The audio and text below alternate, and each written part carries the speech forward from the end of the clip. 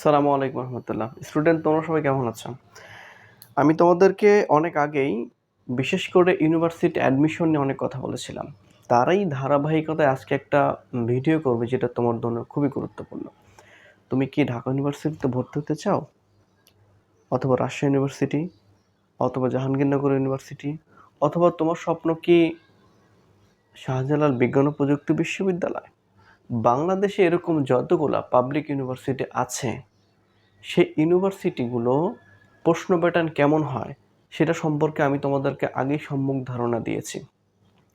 আজকে একটা খুব চমৎকার একটা টপিক নিয়ে আলোচনা করব, যেটা তুমি কখনো কল্পনা করতে পারোনি যে এইভাবে এটা মনে রাখা যায়। সেটা কিভাবে? দেখো, আহ, তোমরা যারা বিশেষ করে ঢাকা ইউনিভার্সিটিতে ডিইউ, খেয়াল করে দেখো, তোমরা যারা ডিইউতে, তারপরে জেইউতে, তারপরে আর ইউতে ভর্তি হতে চাও,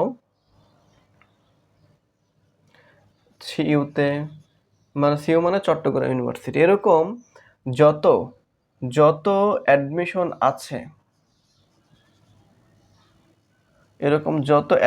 আছে, এইটা তোমাদের খুবই কাজে দেবে, খুবই কাজে দেবে। সেটা কিভাবে?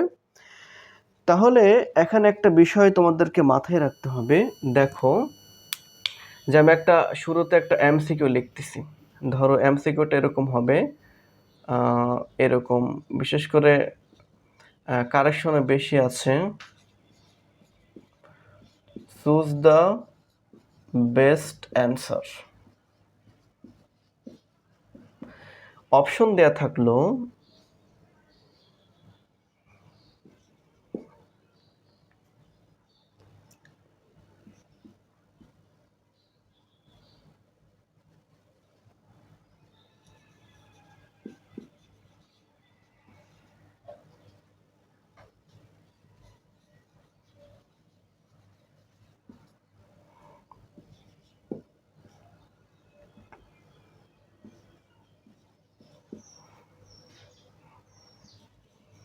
দেখো, যে আমি একটা I have already gone there. 2 number option দেয়া থাকলো, 3 নম্বর অপশন দেয়া থাকলো I already have gone there. D নাম্বারে দেয়া থাকলো, ধরো বোথ আর কারেক্ট।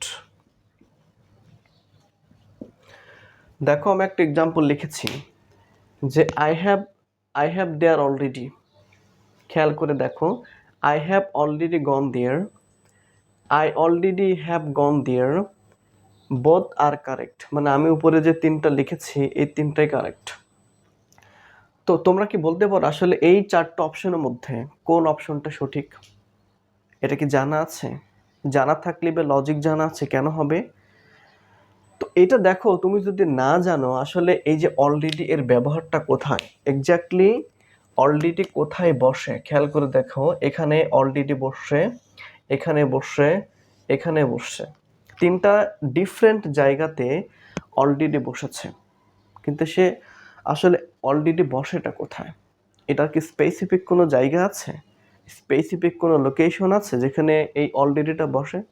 ইয়েস, সেই জায়গাটা আছে। অনেকেই অ্যান্সার করবে হয়তো এ, অনেকেই করবে বি, অনেকেই করবে সি, আবার কখনো কখনো কেউ ডিও অ্যান্সার করতে পারে। কিন্তু সঠিক অ্যান্সারটা হবে বি নাম্বার। কেন বি নাম্বার হবে সেইটার সূত্রটা আমি সামনে চলে যাব। দেখো, এখানে একটা উদাহরণ আমি লিখেছি, আই হ্যাভ অলরেডি গন দেয়ার। তার মানে এই অলরেডি শব্দটা বসছে মূলত মেইন ভার্বের আগে। আবার দেখো, এখানে বসে অক্সিলারি ভার্বের পরে বসছে। এখন তোমরা প্রশ্ন করতে পারো যে অক্সিলারি ভার্ব আর মেইন ভার্ব এরা চিনব কিভাবে? এটা নিয়ে আমি আমার অনেক ভিডিও আছে, তোমরা চাইলে সেখানে দেখে আসতে পারো। তো চলো সরাসরি আমরা সূত্র চলে যাই। আসলে এইটা সলভ করার জন্য আমাদের কি উপায় আছে? আমি আবারও বলছি, তোমাদের স্বপ্ন যাদের ইউনিভার্সিটি কেন্দ্রিক, এই ভিডিও কিন্তু তাদের জন্য। এবং এমনিতেও যারা স্পোকেন করতে চাও, আইএলটিএস দিতে চাও, তাদের ক্ষেত্রেও গ্রামাটিক্যাল মিস্টেক এরকম অনেক কিছু তোমরা সম্মুখীন হবে। সেই বিষয়গুলো দূর করার জন্য এটা তোমাকে জানতে হবে। তো চলো আমরা দেখি একটা একটা একটা রুলস বলতে পারো তোমরা, দেখো কিভাবে সেটা। আমি শুরুতে লিখলাম always, always, often, usually. Always, often, usually, just,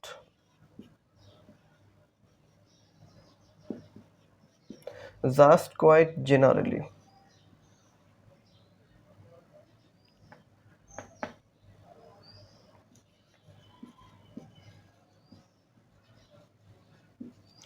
always, often, usually, just, quite, generally, already, এই যে খেয়াল করে অলরেডি চলে আসে, already, almost, ever, hardly, hardly, seldom, never. আমি তোমাদেরকে এটা এটা লেখার আগে তোমাদেরকে আরেকটা বিষয় মনে করাই দিতে চাই। আমি যেটা লিখবো এটা তোমাদের কোথাও বইতে কোথাও পাবা না, একেবারেই আমার মতো করে আমি তোমাদেরকে বলে দিচ্ছি। বইতে পাবা না, হয়তো আগে কখনো শোনোই নাই, কেউ তোমাকে বিষয়ে কখনো বলেই নি, এই ধরনের বিষয়গুলো তোমরা কিন্তু জানবা। এই জন্য তোমরা এই রুলসটা লেখার আগে তোমরা সবাই খাতা কলম নিবা, খাতা কলম নিয়ে একেবারেই আমি যখন লিখবো তখন তোমরা অতি দ্রুত মুখস্থ করে নিবা, তাহলে তোমাদের অনেক কাজে দেবে, 1 মার্ক তুমি কমন পাবা। তাহলে খেয়াল করে দেখো, always, often, usually, just, quite, generally, already, almost, ever, hardly, seldom, never. মনে করে দেখো, খেয়াল করে দেখো, একটু নোটিস করলে দেখতে পাবা যে এইখানে কিন্তু মিল আছে, ছন্দ মিল টাইপের। এখানে কিন্তু দেখো ইউজুয়ালি, জেনারেলি, এভার, নেভার একটু ছন্দ মিল আছে। তাহলে দেখো, always, often, usually, just, quite, generally, already, almost, ever, hardly, seldom, never, rarely, rarely, barely, rarely, barely, scarcely, scarcely, মুখস্থ করব সিরিয়াসলি,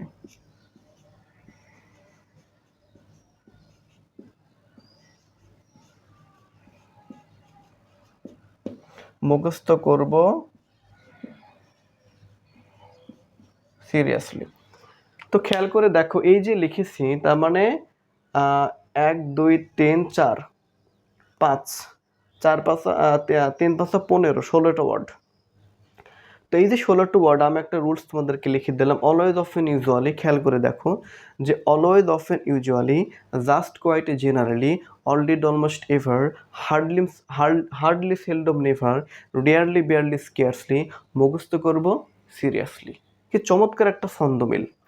এই ছন্দমিল, এই যে ওয়ার্ডগুলো তুমি দেখতে পাচ্ছ, এই ওয়ার্ডগুলো সব সময় মেইন ভার্বের আগে আর অক্সিলারি ভার্বের পরে বসে। আমি আবারও বলি, এই যে ওয়ার্ডগুলো দেখতে পাচ্ছ, এই ওয়ার্ডগুলো কোথায় বসে? এই ওয়ার্ডগুলো সব সময় মেইন ভার্বের আগে, অক্সিলারি ভার্বের পরে বসে। ঠিক আছে? তো এখন আমি যদি তোমাদেরকে একটা এক্সাম্পল দিই, তাহলে তুমি দেখতে পাবা যে এইখানে লিখলাম ধরো যে I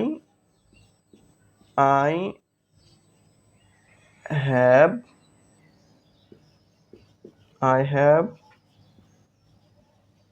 already gone, I have already gone there।